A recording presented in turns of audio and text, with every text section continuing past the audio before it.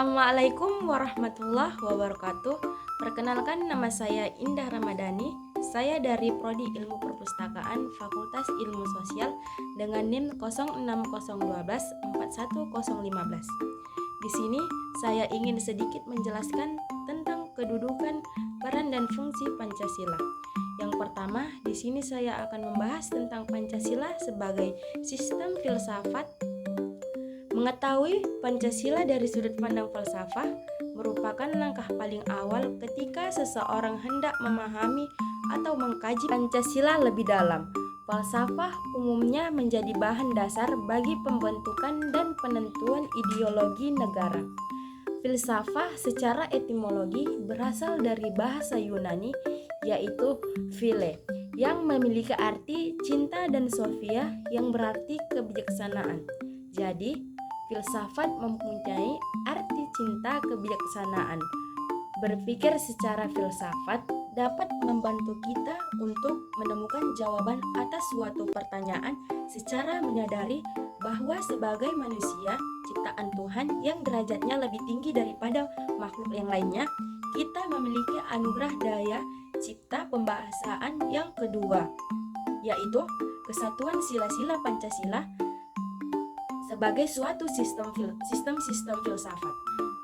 Pada hakikatnya, kesatuan sila-sila Pancasila bukanlah hanya merupakan kesatuan yang berasal formal logis saja, namun juga meliputi kesatuan untuk itu secara filosofis. Makna Pancasila sebagai suatu kesatuan sistem filsafat memiliki dasar secara ontologis, dasar epistemologik dan aksiologis sendiri yang berbeda dengan sistem filsafat seperti materialisme, liberalisme, pragmatisme, komunisme, idealisme, dan lain-lain. Sila-sila menurut kajian ontologis. Dasar ontologis Pancasila pada hakikatnya adalah manusia yang memiliki hakikat secara mutlak, monopluralis, subjek pendukung pokok. Sila-sila Pancasila adalah manusia. Sila-sila Pancasila menurut kajian epistemologi.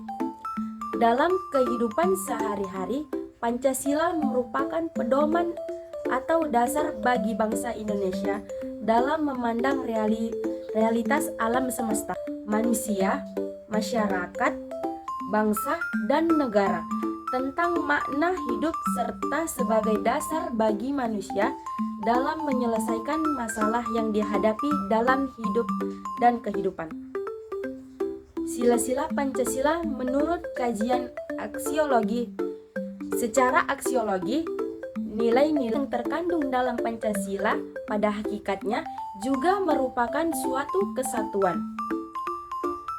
Pembahasan selanjutnya yaitu Pancasila sebagai ideologi bangsa dan negara. Secara etimologi, berasal dari kata idea dan logos. Idea berarti gagasan, konsep, pengertian dasar, dan cita-cita. Dengan demikian, ideologi berarti ilmu pengertian dasar idea atau ajaran tentang pengertian dasar. Sedangkan secara terminologi, ideologi berarti keseluruhan prinsip dalam suatu masyarakat yang meliputi berbagai aspek seperti sosial, politik, ekonomi, dan budaya. Makna suatu ideologi dapat ditemukan dari karakteristiknya. Beberapa karakteristik suatu ideologi yaitu: 1. Ideologi seringkali muncul dan berkembang dalam situasi krisis.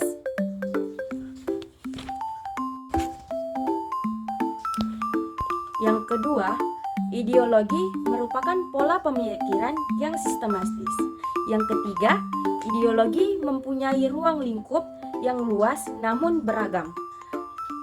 Yang keempat, ideologi mencakup beberapa strata pemikiran dan panutan. Di samping fungsi yang sangat, ideologi juga memiliki fungsi yang khusus sifatnya seperti ideologi berfungsi melengkapi struktur kognitif manusia.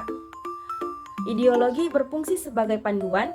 Ideologi berfungsi sebagai lensa di mana seseorang dapat melihat dunianya.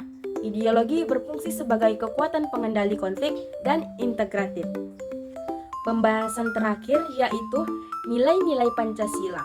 Adapun nilai-nilai yang tergantung dalam setiap sila adalah sila pertama, ketuhanan yang Maha Esa.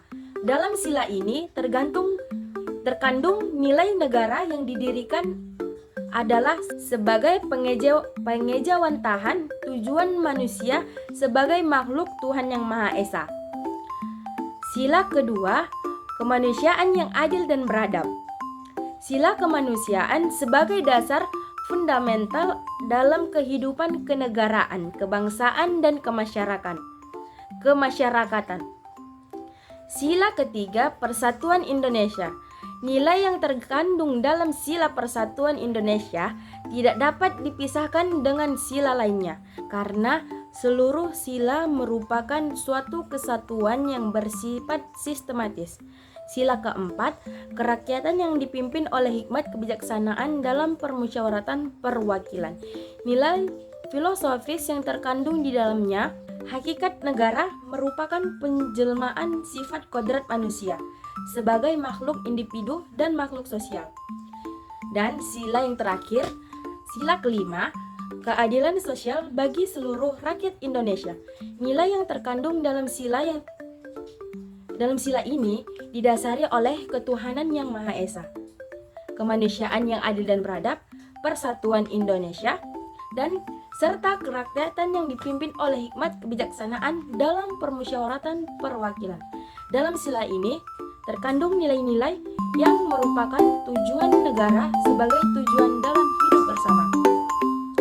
Demikian yang bisa saya sampaikan, kurang dan lebih mohon maaf.